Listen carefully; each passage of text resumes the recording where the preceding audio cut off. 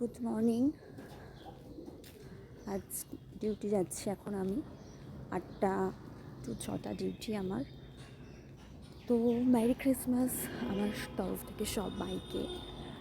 তোমরা খুব ভালো করে এনজয় করো, ঠিক আছে? আমি তো ডিউটিতেই এনজয় করব, ডিউটিতেই শুরু, আমার ডিউটিতেই শেষ। 6টার সময় ছুটি, এবার দেখা যাক, কোনো প্ল্যান এখনও পর্যন্ত নেই।